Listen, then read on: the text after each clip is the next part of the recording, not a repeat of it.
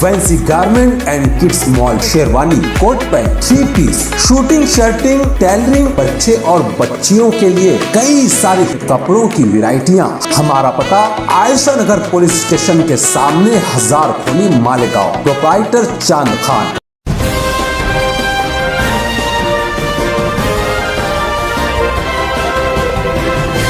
मानव समाचार, मानवता के हक में। बरोज पीर को हमारे मुल्क के वजीर आजम नरेंद्र मोदी जी ने देश के नए बनने वाले संसद भवन पार्लियामेंट हाउस की तामीरी कामों का जायजा लिया। इसी दौरान उन्होंने पार्लियामेंट हाउस की छत पर लगे हुए 20 फीट ऊंचे अशोक स्तंभ की नकाब कुशाई की। वाज़ेह रहे कि ये अशोक स्तंभ कांसे से बना हुआ है, जिसका कुल वजन 9500 किलो है। जैसा कि हम और आप सभी जानते हैं कि अशोक स्तंभ उस सरकारी मोहर को कहते हैं जो उमूमन सरकारी दस्तावेज पर प्रिंट की हुई नजर आती है, जिसमें 3 शेर सामने की एंगल से दिखाई देते हैं। साथ ही उस मोहर के नीचे एक बैल और एक घोड़े की तस्वीर नजर आती है और उन दोनों तस्वीर के ठीक बीचों बीच एक चक्र नजर आता है, जिसे अशोक चक्र भी कहते हैं। ये चक्र हमारे मुल्क के तिरंगे पर भी पाया जाता है। हमारे मुल्क हिंदुस्तान को आजादी 15 अगस्त 1947 को मिली थी, मगर उसके 3 साल तक अंग्रेजों का बनाया हुआ काला कानून चलता रहा। 26 जनवरी 1950 को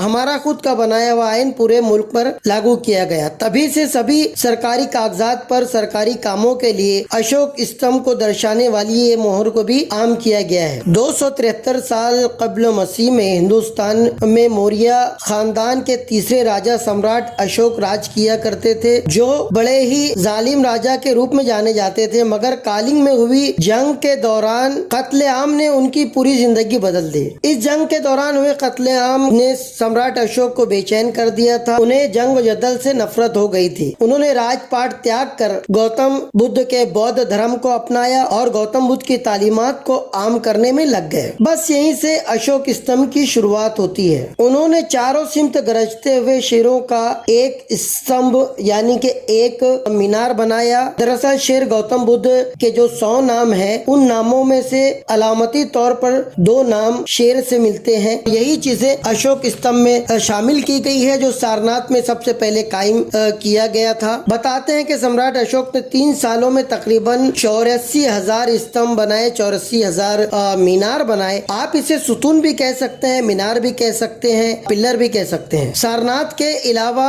ये स्तंभ इलाहाबाद, जो कि अब प्रयागराज कहलाता है, बिहार के वैशाली, दिल्ली में फिरोज शाह कोटला और दीगर जगहों पर भी बनाया गया है। इस स्तंभ को हिंदुस्तानी मोहर तस्लीम करने के बाद इसकी अहमियत बहुत ज्यादा बढ़ गई। इस मोहर का इस्तेमाल सदर जमहूरिया, नायब सदर जमहूरिया, वजीर आजम, गवर्नर, नायब गवर्नर, अदालतों के कामकाज में, सरकारी दफातर के आला हकाम वगैरह किया करते हैं। रिटायरमेंट के बाद इसका इस्तेमाल गैर कानूनी करार दिया गया है। इस्तेमाल करने वालों पर 2 साल तक की सजा और 5,000 तक का जुर्माना आयद किया जा सकता है। अशोक स्तंभ की पूरी कहानी यहाँ बयान करने का मकसद ये है कि आप उसकी अहमियत को समझे। अब आते हैं असल कहानी की तरफ। दरअसल नए बनने वाले पार्लियामेंट हाउस यानी कि संसद भवन की छत पर लगाए गए अशोक स्तंभ के डिजाइन को लेकर एक विवाद खड़ा हो गया है। दरअसल मोदी जी की जो तस्वीर वायरल हुई है, तस्वीर क्योंकि लो एंगल से ली गई है, इसलिए अशोक स्तंभ के ऊपर जो बने हुए शेर हैं वो किसी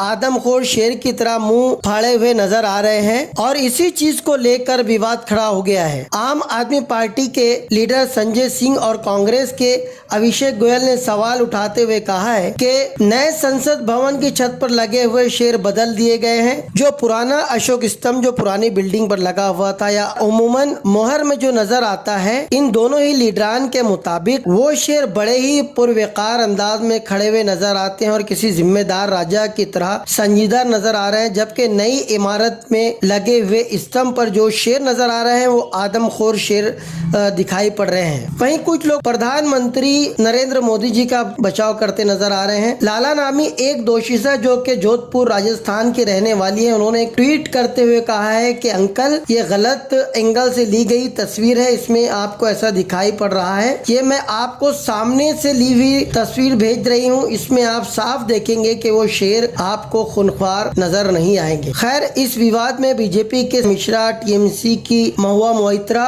और जवाहर सरकार भी कूद पड़े हैं। खैर हकीकत जो भी हो, इस तरह का तनाज़ा मुल्क के वक़ार के लिए ठीक नहीं है। एक दूसरे को मुतमईन करना और मामलात को अच्छे तरीके से हल करना ये सत्ता पक्ष और विपक्ष दोनों की जिम्मेदारी है। उम्मीद करते हैं कि आने वाले दिनों में सत्ता पक्ष विपक्ष एक दूसरे से मुतमईन हो जाएंगे और ये जो तनाज़ा अभी इस वक्त खड़ा हुआ है, ये तनाज़ा एहसन तरीके से ख़त्म कर दिया जाएगा। देखते रहिए मानव समाचार, सबसे पहले सबसे तेज़, हमेशा सच के साथ।